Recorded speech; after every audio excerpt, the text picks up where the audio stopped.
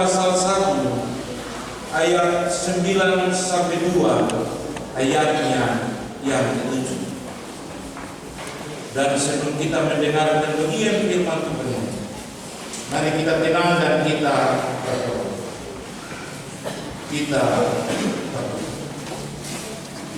Firman-Mu akan mengajarkan kami tentang cinta dan perbedaan yang mempersatukan untuk membentuk sebuah keharmonisan di tengah-tengah pekerjaan.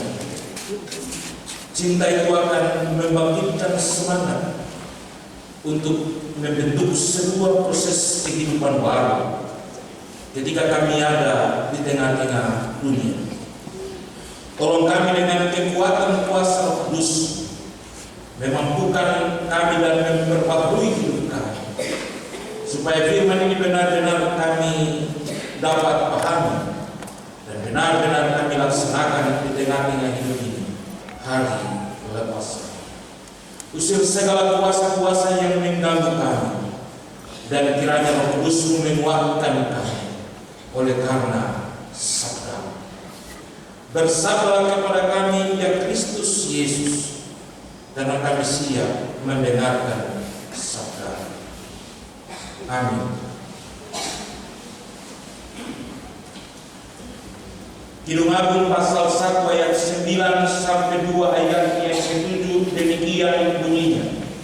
Mempelai laki-laki dan mempelai perempuan puji memuji dengan kuda betina daripada kereta-kereta Firaun. Umpamakan engkau manisku, bolehkah pipimu di tengah perhiasan dan lehermu di tengah kalung-kalung. Kami akan membuat bagimu perhiasan-perhiasan emas dengan manik-manik perak. Sementara sang raja duduk pada mejanya, semerbak bau nawas putih. Bagimu kekasihku bagaikan sebungkus buru, bersisip di antara dua dadaku. Bagimu kekasihku setangkai bunga pacar di kebun-kebun anggur En-Gedi. Lihatlah cantik engkau manisku, sungguh cantik engkau, bagaikan merpati matamu. Lihatlah tampan engkau kekasihku, sungguh menarik, sungguh sejuk petiduran kita. Dari kayu aras balok-balok rumah kita, dari kayu teru papan dinding-dinding kita. Bunga mawar dari Saron, aku bunga bakung di lembah-lembah. Seperti bunga bakung di antara duri-duri, demikianlah manisku di antara gadis-gadis. Seperti pohon apel di antara pohon-pohon di hutan, demikianlah kekasihku di antara teruna-teruna. Di bawah naungannya aku ingin duduk, buahnya manis bagi langit-langitku. Telah dibawanya aku ke rumah pesta, dan pancinya di atasku adalah cinta. Wartakanlah aku dengan pegangan kismis, segarkan aku dengan buah apel. Sebab sakit asmara aku, tangan kirinya ada di bawah kepalaku, tangan kanannya meluk aku. Kusampai kamu, putri-putri Yerusalem, demi kijang-kijang atau demi rusa-rusa betina di padang. Jangan kamu membangkitkan dan menggerakkan cinta sebelum dingininya. Demikian firman Tuhan yang berbahagia kita semua yang mendengarkan bagian firman Tuhan ini dan mau memperlakukannya di tengah hidup kita hari lepas hari. Dari bagian firman Tuhan ini, kita akan ada dan menjalani proses kehidupan di minggu yang baru ini dengan sebuah catatan tema, cinta yang mendukung dan menyejukkan. Kemarin kami para pelayan ada dalam sebuah temu pelayan dan keluarga di Tanjung Kasuari. Dalam bagian itu, setiap orang diminta untuk mengungkapkan kata-kata cinta terhadap pasangannya atau keluarganya. Menarik sekali sebuah kata-kata indah yang diukir oleh Pendeta Diana Pesireron terhadap adiknya yang datang dari Waropen dengan kata-kata yang begitu menggugah hati. Kata-katanya seperti begini: adikku, ku mengenal engkau ketika kita berdua baru terpisah dengan ayah kita bersama-sama. Ku bisa bersama engkau ketika kita dipertemukan di Lalaro, tempat becek Waropen. Lalaro di bahasa Waropen itu becek. Adikku, kita berbeda dan tidak sedarah, tapi karena pekerjaannya kita menjadi satu. Kita tidak pernah menjadi keluarga, tapi karena Allah membuat kita menjadi saudara yang tak terpisahkan. Itu sepenggal kata-kata yang diungkapkan oleh Pendeta Diana Pesireron terhadap adik angkatnya yang dibawa dari Maroko. Rupa-rupanya sebuah kata cinta tentu mendukung dan menyejukkan bagi kehidupan setiap orang ketika ada dalam sebuah proses kehidupan yang dibangun. Menurut tradisi, Salomo dipandang sebagai penggugah atau pembuat nyanyian-nyanyian terindah tentang cinta dalam kitab Kidung Agung. Hal ini menunjuk pada beberapa ayat Kidung Agung yang di mana ayat-ayat itu mengisahkan tentang Salomo sebagai sosok laki-laki yang selalu mengungkapkan kata-kata cinta itu dan selalu membangkitkan semangat hidup bagi setiap orang yang ada dalam suasana jatuh cinta itu. Tetapi tentunya Bapak Ibu, kita harus memahami bahwa bahan-bahan dalam kitab Kidung Agung terlihat berbau seksual dan semakin menjurus pada sebuah sikap yang erotis. Tetapi sebenarnya bagian-bagian ini ditempatkan dalam sebuah konteks umat Israel, bahwa umat Israel itu sesudah pembuangan di Babel, kata-kata ini digubah atau diungkapkan sebagai bagian untuk membimbing umat Israel menemukan citra dan jati dirinya sebagai umat ciptaan Allah. Di mana dalam Kidung Agung ini ada dua hal penting yang sangat penting untuk dicatat, yaitu harapan di tengah-tengah kehancuran dan sebuah proses kehidupan baru yang dibangun dalam sebuah kehidupan nyata. Itulah sebabnya dalam bagian kita hari ini ada tiga hal penting yang harus kita pahami sebagai bagian yang akan menuntun kita untuk memahami pentingnya cinta yang mendukung dan menyejukkan di tengah-tengah kehidupan kita. Yang pertama, ayat 9 sampai ayat yang ke-11 merupakan sebuah dukungan yang membebaskan hati. Sebuah dukungan yang membebaskan hati, di mana ayat-ayat ini berisikan perumpamaan yang merupakan ungkapan pujian dalam rasa saling menyayangi, di mana seorang pemuda memuji-muji kekasihnya dan membayangkan kekasihnya seperti kuda-kuda betina. Kuda-kuda betina Firon di masa lampau sama seperti kuda-kuda Firon yang dandani dengan gagah untuk menarik sebuah perhatian. Demikian daya kekasih si pemuda ini, dan hendak menyatakan bahwa gadis itu benar-benar adalah kekasihnya yang benar-benar dicintainya.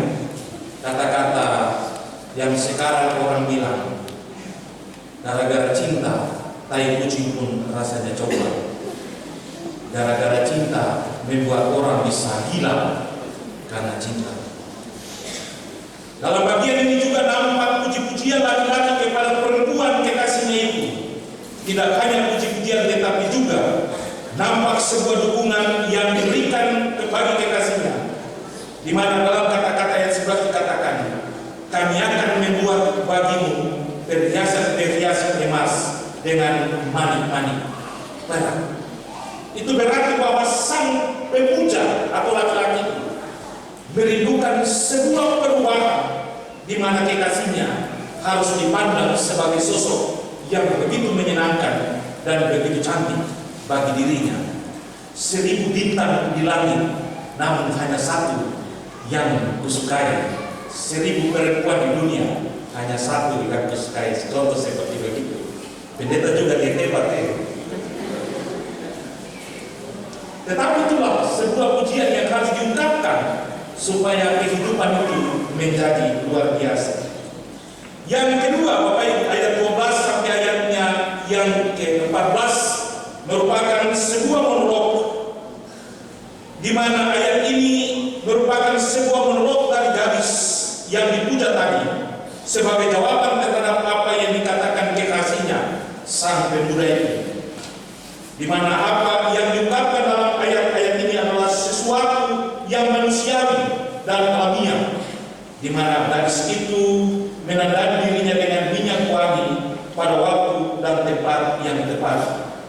Sementara raja duduk pada mejanya, semerbak bau narwastu. Yang dimaksud di sini ialah bukan meja kebesaran raja. Kata sebenarnya berarti engkau atau meja yang rendah, di mana orang sangat membaringkan diri atau bersantai di tempat ini. Itu berarti ayat 12 menjelaskan sang pemuja yang romantis dan dengan berbagai minyak wangi seperti narwastu memang melintas menciptakan gairah cinta yang dapat membangkitkan semangat hidup di tengah-tengah pergumulan hidup itu. Sementara pada ayat yang ke-13 dari bacaan ini nampak kesan erotis di mana perempuan menyatakan kekasihnya bagaikan seburu-seburu yang terselip di antara buah dadanya. Sesungguhnya hal ini merupakan sebuah gambaran tentang dada menjadi tempat menyandarkan kepala di tengah-tengah kesedihan. Seperti seseorang yang sedih selalu membutuhkan pelukan dan sandaran yang nyaman di tengah-tengah hidupnya. Dan hal ini juga memberi gambaran bahwa perempuan atau gadis ini akan memberi rasa nyaman pada kekasihnya. Kalau rasa nyaman, harus saja kepalamu, semua pasti aman. Itu biasa rayuan-rayuan yang kita buat supaya semuanya menjadi nyaman. Kemudian yang ketiga ayat 15 sampai ayat pasal 2 ayatnya yang ke-7, di mana pada bagian ini kedua belah pihak saling bersenda gurau karena sebuah rayuan yang pertama diungkapkan pada akhirnya menjadi kebersamaan dan ada dalam sebuah senda gurau yang dibangun dalam kebersamaan, di mana pada bagian ini Bapak Ibu nampak puji-pujian mereka satu sama lain yang benar-benar menunjukkan kelebihan masing-masing. Masing-masing menunjukkan apa yang menjadi kelebihan-kelebihan. Nampak bahwa mereka saling mengatakan bahwa kekasih mereka adalah yang terbaik dari semua yang ada di tengah-tengah hidup ini. Di mana dalam bagian ini juga ada beberapa hal yang penting yang harus kita pahami. Yang pertama, mata digambarkan seperti merpati dalam ayat 15 untuk menunjukkan bahwa mata adalah jendela hati untuk menyampaikan pesan cinta itu. Dari mata turun ke hati. Pandangan pertama itu menentukan terbentuknya sebuah perasaan jatuh cinta di tengah-tengah kehidupan setiap orang. Itulah sebabnya dikatakan mata menunjukkan sebuah jendela hati yang menyampaikan perasaan cinta terhadap orang yang dipujanya. Karena mulut bisa menipu, tetapi mata tidak dapat menipu perasaan seseorang. Mulut bicara tapi mata melihat juga, itu perlu dicurigai. Yang kedua Bapak Ibu, sungguh sejuk petiduran kita, ayat 16. Sungguh sejuk petiduran kita. Ini menunjukkan bahwa hubungan cinta itu harus memberi kesejukan, kenyamanan dan kedamaian, saling menguatkan, saling menyegarkan, dan saling menguatkan. Itu juga ada dalam ayat yang 6. Bukan malah saling sebaliknya, saling menghancurkan. Yang ketiga, cinta harus dibangun atas dasar yang kuat, tidak hanya karena kesenangan semata, karena fisik semata, tetapi benar-benar cinta itu dibangun dan harus dilindungi. Doel Sumbang dengan lagunya tentang arti kehidupan, dia bilang begini: rintangan pasti datang menghadang, cobaan pasti datang Kenapa? Saya cuma cek ke bahasa kamu lupa. Tapi saya tenang. Namun yakinlah bahwa cinta itu kan membuatmu mengerti akan arti kehidupan. Yang dibangun dalam kitab Kidung Agung dalam bacaan ini, dia mengisahkan bahwa sesungguhnya kita harus memahami bahwa memahami dan mengerti cinta itu, bahwa cinta itu bukan menghancurkan, tapi cinta itu membangkitkan semangat setiap orang untuk memahami arti kehidupan itu. Jadi kehidupan itu harus dibangun, bukan dihancurkan. Karena orang yang membangun sebuah kehidupan yang menyejukkan dan penuh cinta akan menikmati kehidupan itu. Bukan karena menghancurkannya, lalu kita merasa bahwa kita bangun.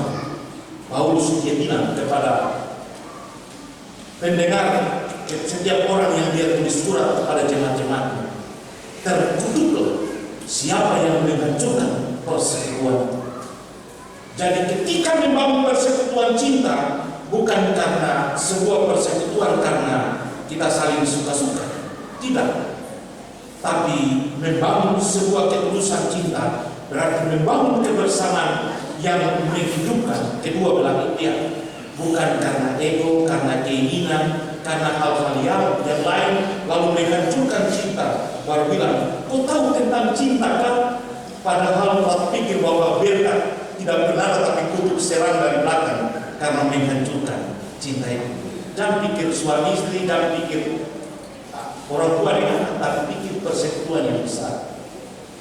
Ibarat jemaat adalah sebuah pengantin perempuan dan Tuhan adalah pengantin laki-lakinya. Lalu ketika kita menghancurkan persekutuan, kita pikir itu bagus kan? Tuhan Allah dia dari sorga begini yang saya mau untuk saya pukul ini. Itulah sebuah arti cinta yang dibangun dalam kebersamaan. Itulah sebabnya dalam bagian ini mengajarkan kita semua sebagai satu persekutuan jemaat Efata Malalu. Apa yang harus kita lakukan sebagai bagian dari sebuah hubungan yang harus kita bangun dalam suasana romantis, sukacita cinta yang menyejukkan hati kita.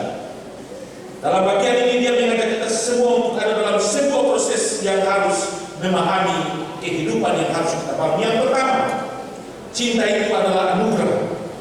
Cinta diberikan oleh Tuhan bagi setiap orang untuk menikmatinya.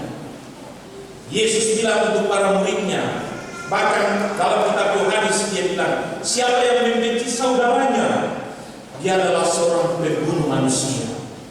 Dan seorang pembunuh tidak memiliki hidup yang kekal. Berarti tidak memberi sebuah cinta, berarti kita adalah pembunuh dan kita tidak memiliki hidup yang kekal. Kita diajak untuk menabung rasa cinta itu di tengah-tengah hidup itu, karena cinta itu adalah anugerah. Cinta itu anugerah, maka berbahayalah bila kita sengsara, bila tak punya cinta. Itu kata-kata kan? Kalau cinta itu anugerah, mari kita menunjukkan dan menabung cinta itu yang luar biasa di tengah-tengah hidup ini. Tadi Raya Pato bilang, kita beda suku, kita beda bahasa, kita beda kulit putih dan beda kulit hitam. Tapi ketika cinta itu mempersatukan kita, tidak ada yang bisa mengalahkan cinta itu. Sebagaimana Gunung Agung juga bilang, air yang besar tidak bisa menghanyutkan cinta, dan api yang panas pun tidak bisa membakarkan cinta itu. Karena cinta itu kuat seperti maut, dan cinta itu adalah anugerah. Mari kita merespons kasih karunia Allah yang begitu besar bagi kita. Dia bilang, kalau saya tidak pernah cinta jemaat, maka saya tidak pernah memberikan anakku yang tunggal untuk memberi kehidupan bagi jemaat itu. Sudah berikan lagi untuk sebuah rasa cinta yang dalam, malah memuji-muji dan memberikan sebuah kata-kata indah bagi jemaatnya dalam membangun sebuah ikatan cinta itu. Yang kedua, Bapak Ibu, saya tidak bisa mengatakan mencintai seseorang, tetapi saya harus menghancurkan hidupnya. Saya tidak bisa mengatakan saya mencintai suami dan istri, tetapi membiarkan mereka jalan sendiri-sendiri. Karena bagi Tuhan, sebuah cinta yang tulus merupakan sebuah cinta yang berjalan seiring sejalan. Sehingga benar kata-kata Paulus, si terkutuklah siapa yang menghancurkan cinta itu. Karena menurut Paulus, waktunya akan tiba, dan semua itu akan dilakukan oleh Allah sendiri. Setiap orang tidak pernah ingin untuk dikecewakan. Setiap orang ingin untuk dicintai. Dan mari menabur cinta itu, bukan karena cinta hanya sebagai sebuah pasangan yang ada, tetapi cinta bagi semua orang. Sebab cinta bagi semua orang dengan penuh ketulusan akan menghadirkan keajaiban dan sesuatu hal yang luar biasa di tengah-tengah hidup ini. Contoh saja, kemarin kita di Tanjung Kasuari, saya berdiri, saya bilang, kamu bisa kasih turun kelapa untuk kami makan, saya makan kan? Lalu ada laki-laki satu dia naik kelas sudah kasih turun satu ratus ribu, pendeta ini makan sudah. Bilang, baru nanti bayar berapa? Ada teman bilang, tidak bayar, saya kasih saja untuk pendeta. Pendeta kok kenal dia? Kenal, karena kami biasa sama-sama. Kira-kira pendeta kok tinggal di Fata baru bisa kenal orang di Tanjung, dan mereka bisa dengan rela kasih. Itulah sebuah keajaiban. Kita tidak sadar bahwa itu biasa, tapi kita harus menyadari bahwa itu sebuah keajaiban. Orang memberi tanpa pamrih, tidak itu segala sesuatu yang lain, tapi hanya memberi dan pendeta-pendeta yang lain kira-kira saja. Kalau begitu kita bisa makan rame-rame, maka sudah, kalau nanti saya naik lagi. Itulah keajaiban-keajaiban dari sebuah cinta. Jadi jangan kita mengecewakan, tapi sesungguhnya kita harus menciptakan sebuah cinta itu. Setengah besar dia bilang begini, iri hati membusukkan tulang-tulang, dan korban dari iri hati adalah diri kita sendiri. Kita tidak pernah menabur cinta, tapi hanya menabur iri hati. Orang lain enak dengan kebenaran hidupnya, kita iri hati sampai level sendiri. Padahal orang lain tidak pernah pikir kita, tapi karena kita yang pikir dia, akhirnya kita mati. Itulah sebabnya penasihat dia bilang. Yang ketiga, hubungan cinta itu harus memberi kesejukan, kenyamanan, dan kedamaian. Saling menguatkan, saling menyegarkan, saling menyejukkan, bukan malah sebaliknya, saling menyakiti dan saling menghancurkan. Kalau kemarin kita punya khotbah tentang yang kuat mendukung yang lemah, lalu dikasih karuna saya kebetulan anak-anak sekolah minggu mau menyanyi pakai ukulele, pakai pianika, pakai gitar dan pakai tipa. Lalu saya bilang begini, seandainya tipa bilang begini, kalau bukan saya kasih kode, kamu penyanyi tidak bisa angkat bagus-bagus. Lalu pianika bilang, kamu telah dengar kamu punya alunan pianika yang luar biasa itu kan? Lalu ukulele bilang, kamu gila, kami 12 orang satu kali ikan saja itu luar biasa. Lalu pemain gitar bilang, berarti kamu telah hibur saya. Kalau bukan saya juga kamu telah bisa menyanyi. Lalu yang pegang HP lalu esok-esoknya bilang, kalau bukan kami, mungkin tahun depan kamu tidak pernah tahu bahwa hari ini juga kita pernah buat sesuatu pakai media sosial untuk membanggakan diri. Dan ternyata tapi kalau semua itu bilang memang betul semua penting, jadi betul bisa mengabadikan apa yang bisa kita buat di hari ini, maka suasana hidup itu akan menjadi tenang dan nyaman.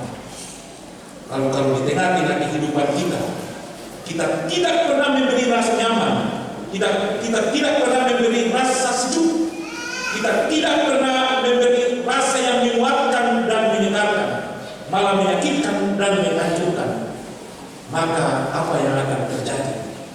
Yang terjadi adalah menangis pun percuma, menyesal pun tak guna, semua telah berlalu. Penyesalan itu datang dari belakang tapi hancur, mau kembali juga susah. Jadi selagi masih ada kesempatan, taburlah cinta itu dengan hidup kita. Jangan menyakiti dan menghancurkan, tapi membangun kebersamaan. Yang keempat terakhir, cinta harus mampu menyatukan perbedaan dengan saling menghormati dan saling menghargai setiap perbedaan. Laki-laki, perempuan, tua muda, berbeda suku dan lain sebagainya. Tapi kalau saling mencintai, maka segala perbedaan akan ditepis dan menjauh daripada kita. Itulah sebuah arti cinta yang mendalam yang harus kita lakukan. Kalau Pace datang dia bilang, Tuhan sampai Tuhan ini Yesus bagus, tapi kalau dia membaca itu punya bagar apa sampai dia bertelinga tetap, dia bilang baik Tuhan terlalu lama ini. Saya semasa bagaimana setengah mati sampai dia hidup lalu sebuah kerja lagi baru dia bisa bilang saya begitu. Lalu dulu terus mulai baik-baik itu langsung kan sampai itu dia bagus lagi, tapi kalau dia terima gaji itu dia sembunyi mati. Dia kasih saya yang paling kecil baru itu. Pada akhirnya lain waktu dengar terus mulai satu kebencian mulai timbul. Waktu dapat bilang bukan Pace kulihat laki-laki sana di nanti apa bukan sama dengan yang hancur-hancuran ini. Besok waktu dapat lagi Pace bilang Tuhan Pace sampai hidup tinggi apa mantap, bukan kau yang hidup panoso ini. 2 kebencian, lusa 3 kebencian, tulang 4 kebencian, maka yang terakhir adalah kehancuran. Tapi seandainya Pace bilang Tuhan, Pace perempuan sana hidup tinggi tapi kau hidup lebih tinggi dan kau hidup lebih penting bagi saya. Tuhan Pace bukan pasti berbunga-bunga. Padahal hidup panoso ini, tapi kata-kata yang membangun membuat hatiku berbunga-bunga. Dan ini yang dimintakan oleh Penangsal, oleh Kidungan di bagian ini. Kita membangun sebuah kehidupan yang seperti itu. Maka yang menikmati semuanya adalah kita sendiri. Kita yang akan menikmati semua itu. Ketika kita menepiskan perbedaan dan kehancuran di tengah-tengah kehidupan kita yang menikmati semua itu. Itulah sebabnya Bapak Ibu, mari kita pulang, kita menikmati hari ini. Kalau kita ada dan kita hidup karena kasih karunia Tuhan, mari kita menikmati kasih karunia ini. Sebab Paulus dalam kata-katanya dalam kitab Efesus dia bilang, dahulu ketika kamu belum mengenal aku, kamu tidak ada apa-apanya. Namun ketika sekarang kamu mengenal aku, ternyata kita jatuh cinta dan kita semua sama-sama berharga. Tuhan berharga bagi kita dan kita juga berharga bagi Tuhan. Kita merindukan berkat Tuhan, tapi Tuhan merindukan pemuja yang selalu membuat hatinya bangga. Dan itulah tanggung jawab kita ketika kita ada di tengah-tengah hidup ini, menyejukkan hati kita, mengungkapkan rasa cinta yang mendukung Tuhan bangga dan senang terhadap kita. Maka kita menikmati apa yang harus kita nikmati di tengah-tengah hidup ini. Ada lagu bilang, waktu pacaran sakit sedikit kau bilang sayang, dari ujung rambut sampai ujung kaki kau bilang sayang, bahkan bilang aku mau mandi mau makan, ingat kamu. Aku mau tidur, ingat kamu. Tahu? Saya tidak tahu. Tapi Pendeta Yani bilang begini, bapak-bapak yang sekarang dekat dengan Maitua bilang rindu sekali. Sampai jauh persetan itu ada yang lain. Bisa juga mama-mama. Ya di sini tidak tahu. Bisa juga mama-mama seperti itu. Tapi bagian firman Tuhan ini bilang, kita akan menikmati apa yang bisa kita nikmati ketika kita menciptakan dan menghadirkan cinta itu di tengah-tengah hidup kita. Tuhan memberkati kita.